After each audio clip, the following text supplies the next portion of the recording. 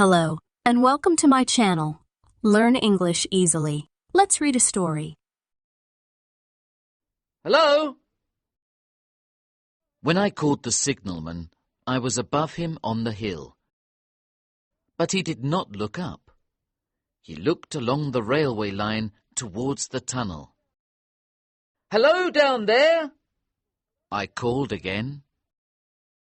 Then he looked up and saw me. Where's the path? I asked. How can I come down and speak to you? He did not answer me. Just then, a train came out of the tunnel. The signalman had a flag in his hand, and he showed it when the train passed. Again, I asked him where the path was. He pointed his flag at the hill, and I saw a path that went down. All right! Thanks! I shouted. I went down the wet path. The signalman was waiting for me at the bottom of the hill. He was standing between the railway lines with a strange, nervous expression on his face. The place was quiet and lonely. High walls blocked out a lot of the sky, so there was not much sun there, and it was dark. I looked along the line and saw a red light in front of the entrance to the black tunnel. Then I went up to the signalman, but he moved away from me. He looked at me strangely.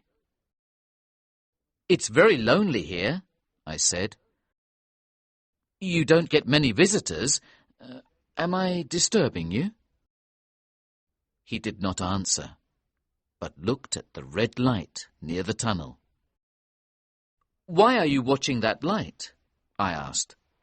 Is that part of your job? He answered quietly, Don't you know it is? Suddenly, the horrible idea came to me that he was a ghost, not a man. So I moved away.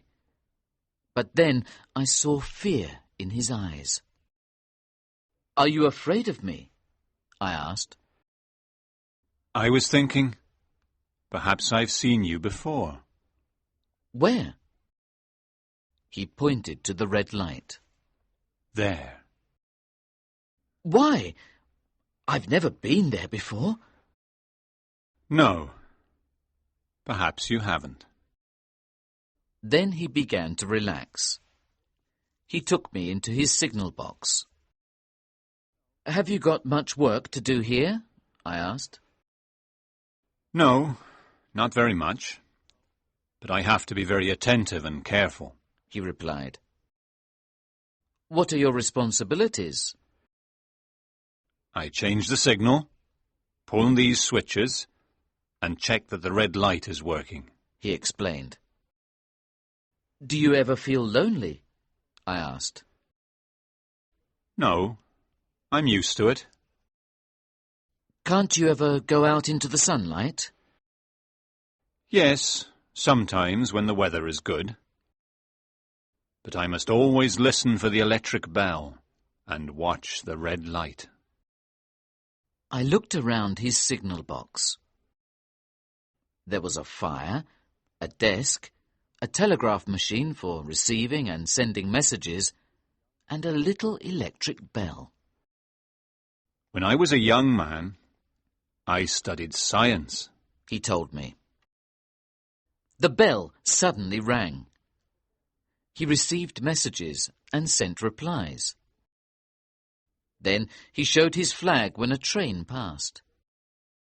He did everything very precisely. During our conversation, he opened the door twice and looked at the red light. He came back to the fire with an anxious expression. I wanted to know why, so I asked, Are you a happy man?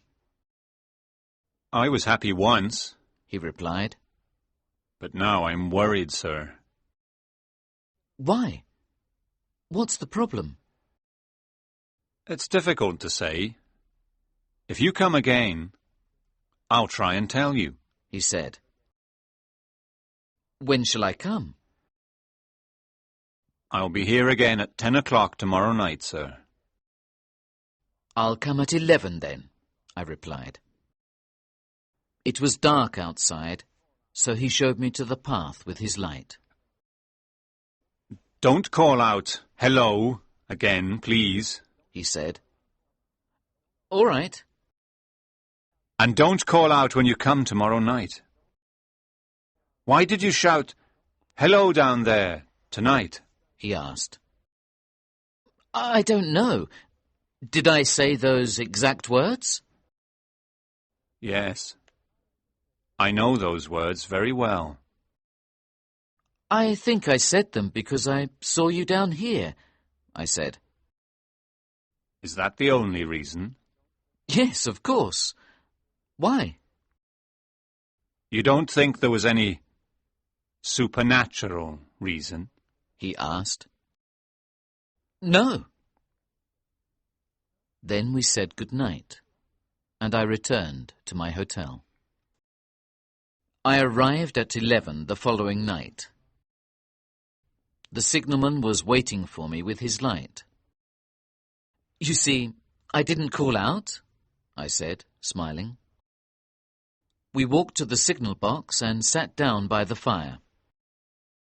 I've decided to tell you what disturbs me, he began in a quiet voice. Yesterday evening, I thought you were somebody else. Who? I asked. I don't know.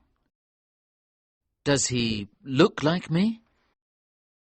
I've never seen his face, because his left arm is always in front of it.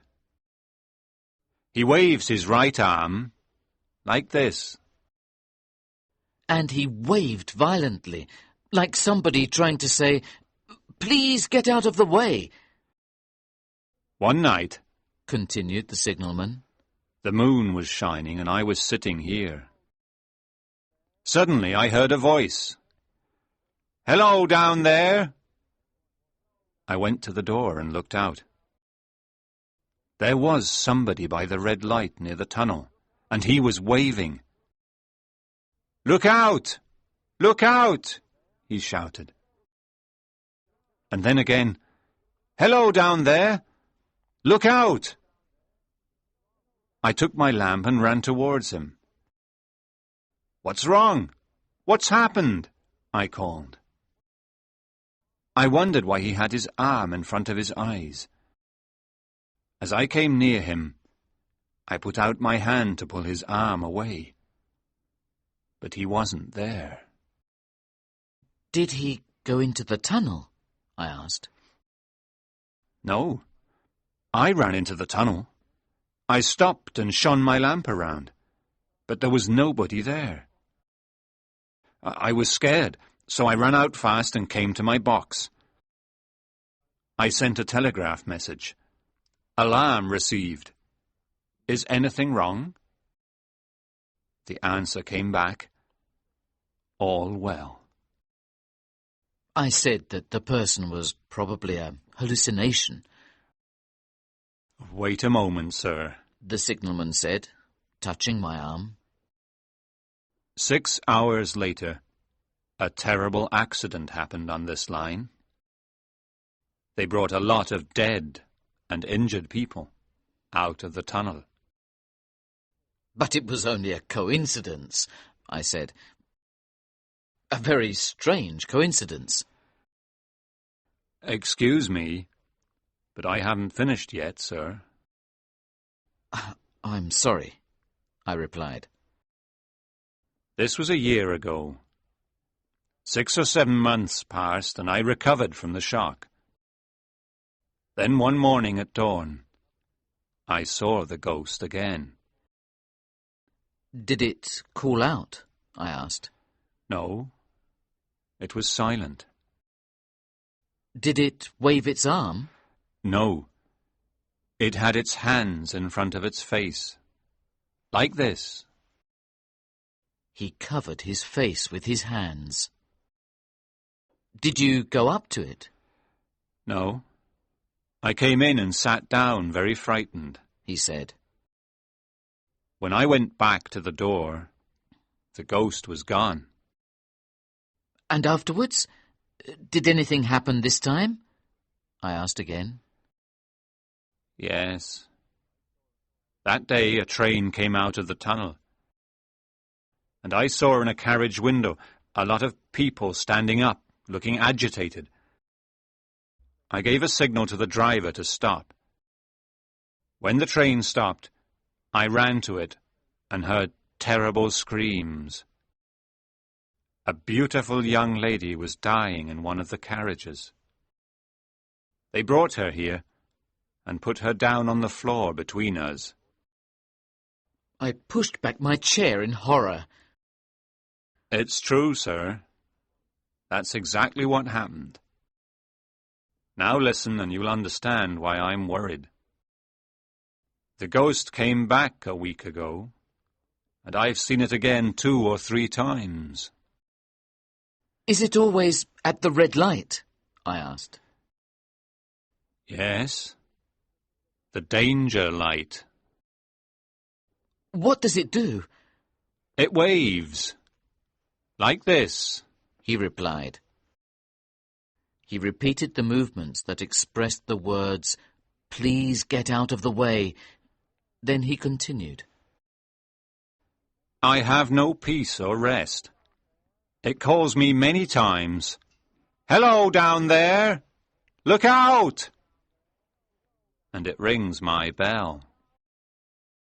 Did it ring your bell yesterday when I was here? I asked him. Twice, He replied.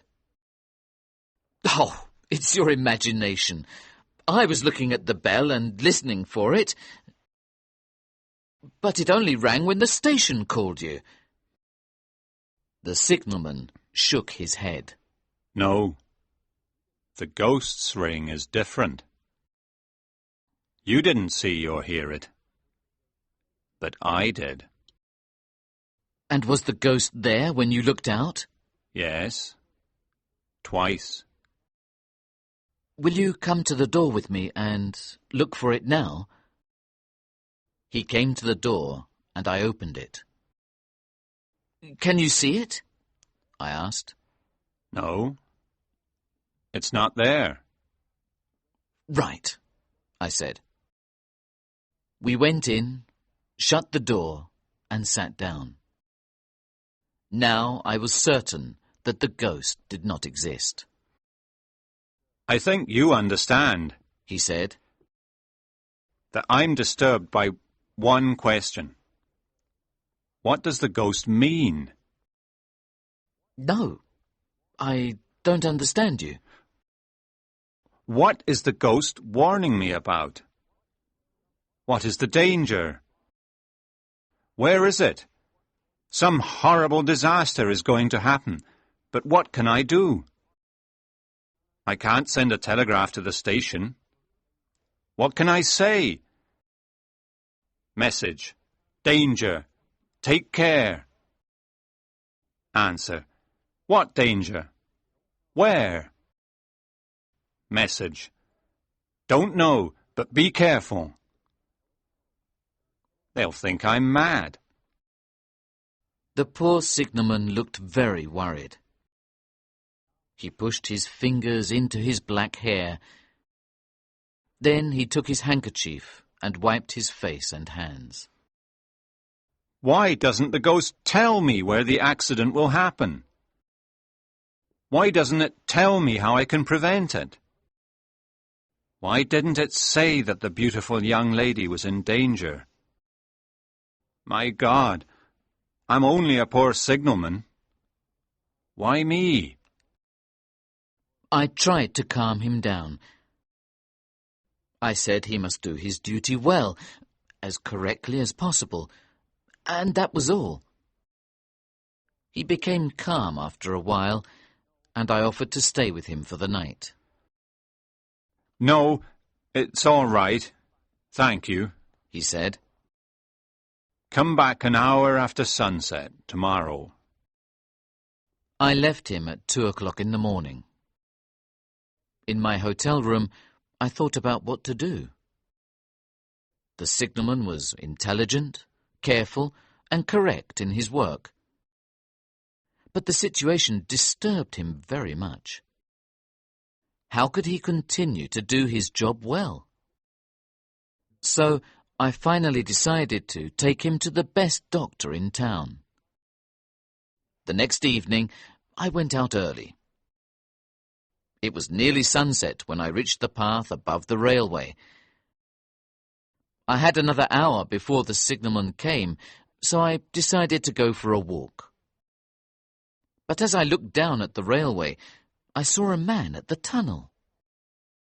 He had his left arm in front of his eyes, and he was waving violently. I cannot describe my horror.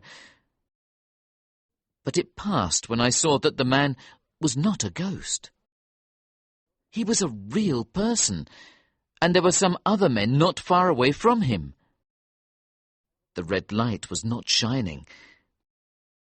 Near it was a small object like a bed, covered with a sheet. I ran down the path very fast. "What's the matter?" I asked the men. "The signalman is dead, sir," one of them said. "What? The man I know?" "If you know him, you recognize him." And the man pulled back the sheet. "Oh, how did this happen?" I cried, recognizing the dead signalman. The man at the tunnel came forward and spoke. "A train knocked him down and killed him this morning. It was just getting light. The train came out of the tunnel, and he was standing with his lamp near the line, with his back to the train. Show the gentleman, Tom." "I'm the train driver, sir," Tom said. "I saw the signalman as I came towards the end of the tunnel. There was no time to slow down. He didn't hear my whistle, so I shouted very loudly." "What did you say?" "I said, 'Hello, down there! Look out! Look out! Please get out of the way!' I called to him many times, and I put this arm in front of my eyes because I didn't want to see. And I waved this arm like this, but it was too late." Thanks for watching. If you like the video, please don't forget to like it. You can subscribe and turn on notifications for more videos like this.